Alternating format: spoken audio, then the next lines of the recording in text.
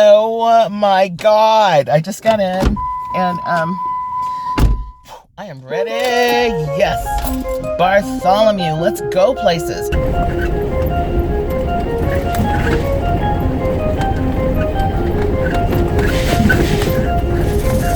clouds look like a series of spaceships. Just saying. That's like a sign. Hello, y'all.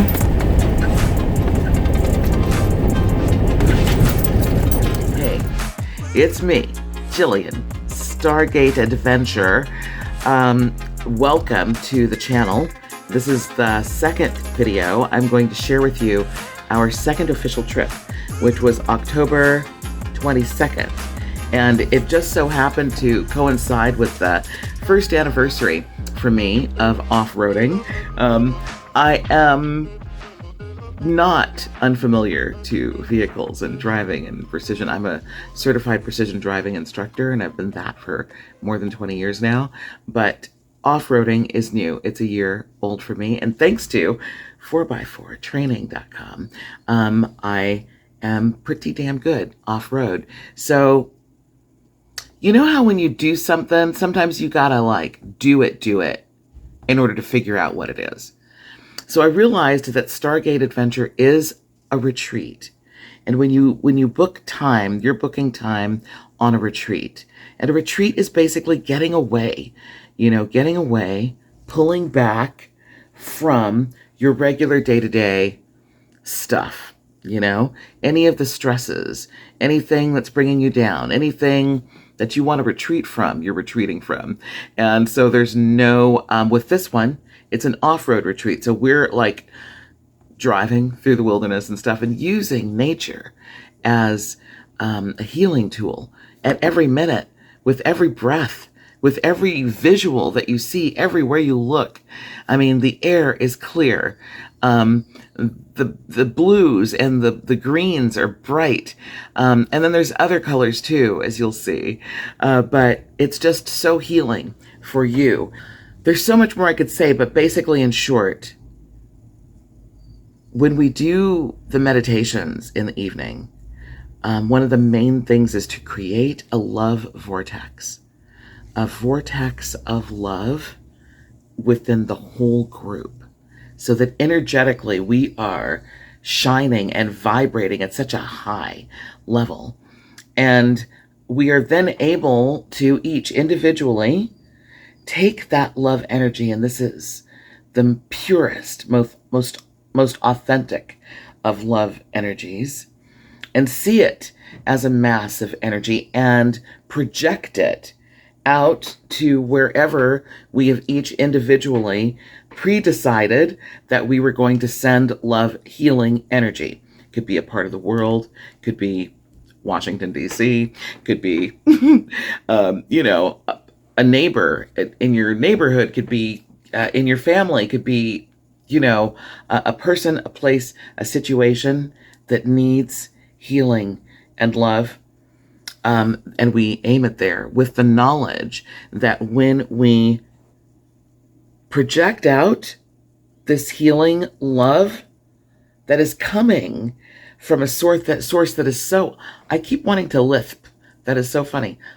Anyway, that is coming from a source that is so authentic. We get to it by recognizing, acknowledging, bringing to mind, bringing to heart those that we genuinely love, that we would, I always say, you have no question about running into a burning building for this person. Okay, and when you get that, and I take you there in the meditation to feeling what that feels like to love that person and hold on to that and now share it. And when you share it out, where it comes from magnifies into more love. So it's not like you're depleting yourself. Ever. You're multiplying what you started with in the first place.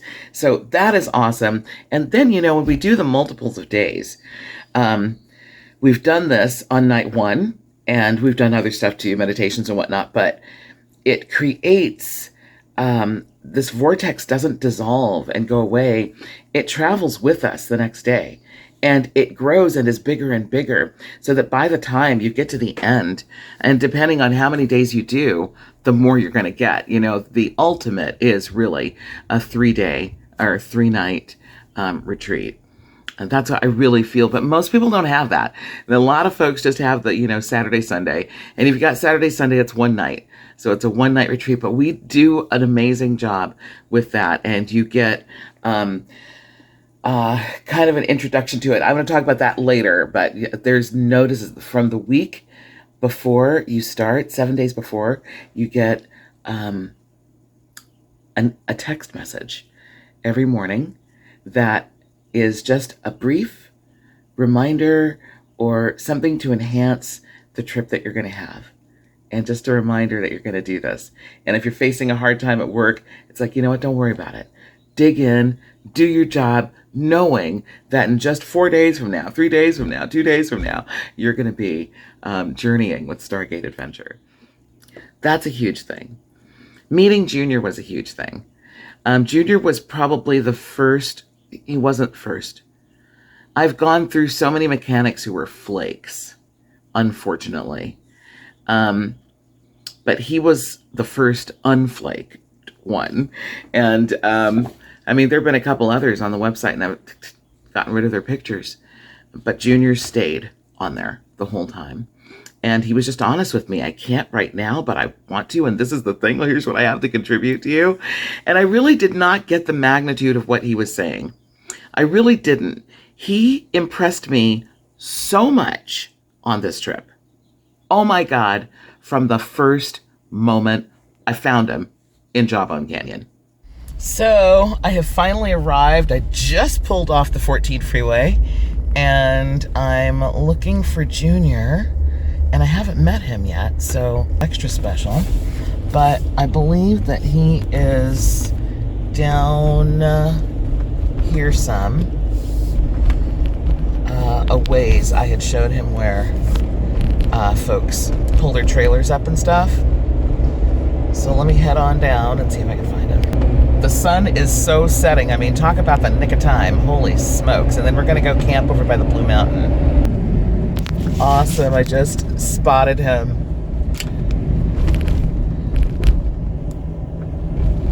Oh my gosh, he is like so set up.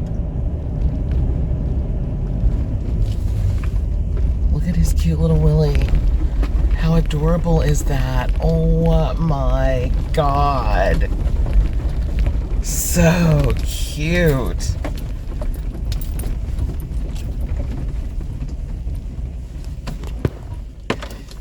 Hello! Sorry, the camera fell right there. Great big hug. Awesome to finally meet him after about 8 months. And him joining the team 8 months ago and making a commitment to me, even though he couldn't immediately participate.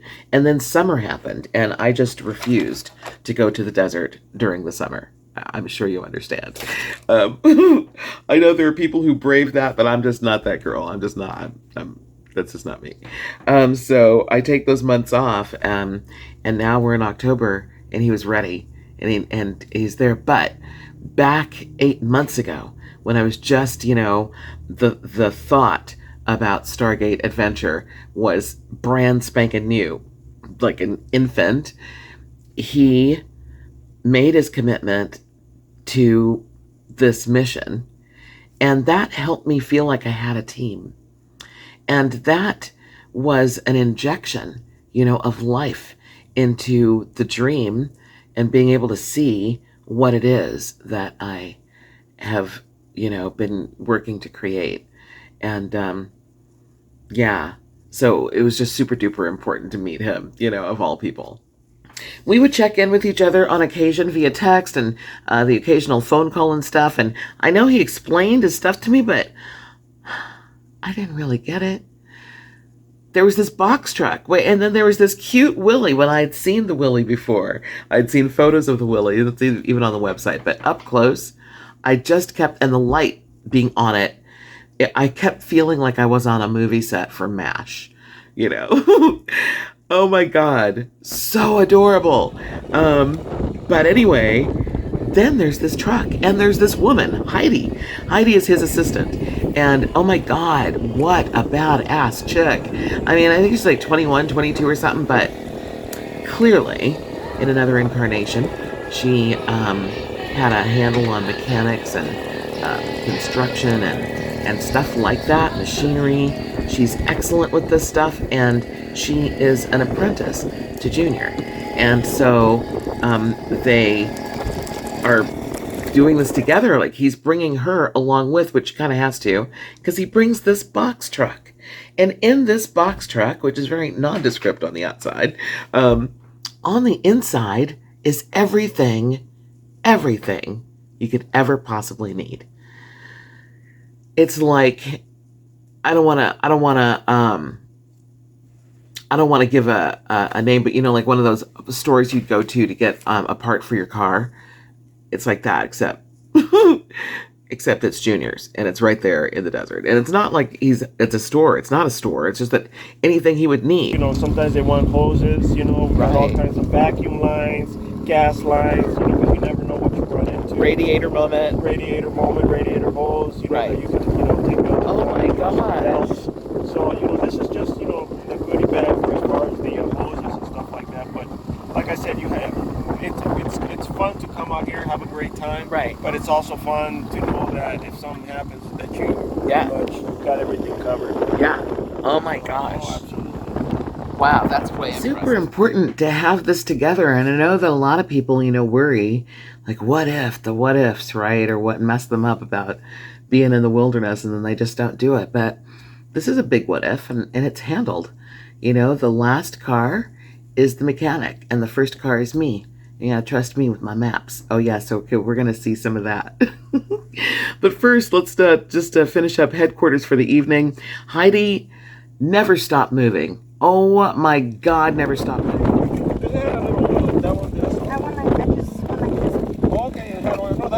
What you making, Heidi? I'm making my boss a tuna salad with avocado.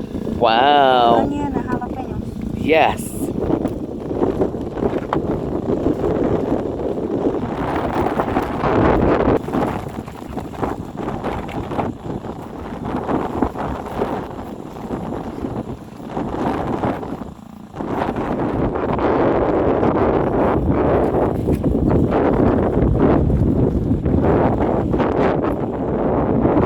Looks amazing.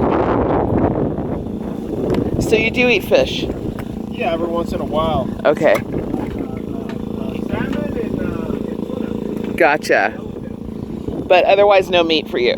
Yeah. Yeah. I always tell everybody 99% meat. Every once in a while I'll indulge in this or that. Yeah.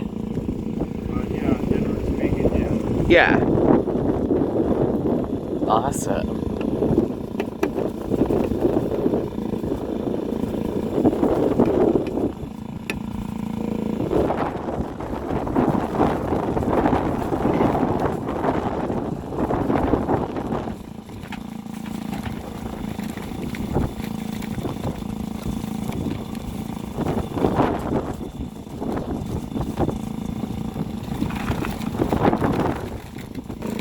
Boom, deliciousness.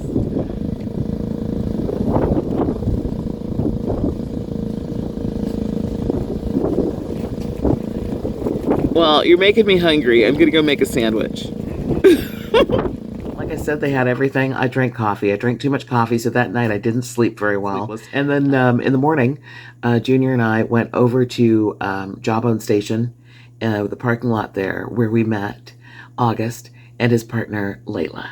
And that was amazing. And then we brought them over to headquarters, where Heidi springs into action. Look at her.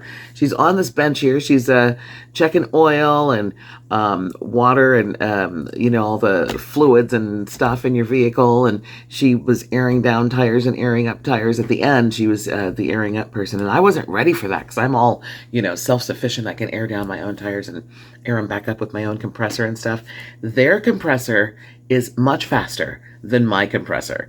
And it was awesome to get that treatment while drinking a hot cup of coffee served from headquarters. Just really added a touch that I wasn't expecting.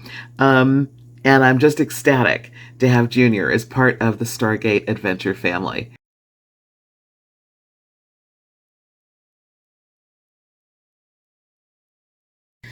So yeah, now I had the whole team together, and we took off. We started at the Blue Mountain, as I always want to do when I'm in this area, and did some energy work there. And then, yeah, we made it 60 plus miles. There was some drama. I did get us kind of in a situation where I accidentally took us to the most dangerous part, the most absolute difficult part of all of Jawbone Canyon. Yes, I did that. I I did that. I'll let you know what happened, and then I want to talk to you about what happened overnight. Um, 50 mile an hour winds, how we did our sound bath, how do we do our meditation, and let me just jump in there and say I want to share with you when we made contact with folks who live on other planets. That did happen Saturday night. So I'm going to save this stuff for part 2, and yeah, there's a lot more excitement than that. But oh, I'm looking at the wrong camera. Did that look weird? Should I start over? Sorry, I was looking at the desktop thing instead of... Yeah. Part 2 is coming. Thank you so much for being here right now.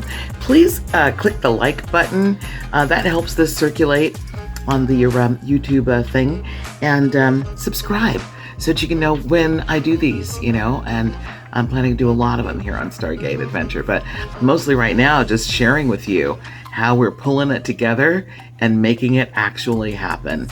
And it is a joyful experience. I'm making it so that even for the folks who are Stargate, we're working, but it heals us. Just like a Reiki practitioner, when they do a treatment on someone, the energy comes through them and helps to heal them. But that's not what the objective was. The objective is that they are the channel through which this energy goes through and out to heal someone else. But just as a byproduct, you get the goodies too. And so that's kind of how we feel about this. So, okay, so much more to come. Thank you for watching. Talk to you soon. Visit the website, www.stargateadventure.com. See you soon.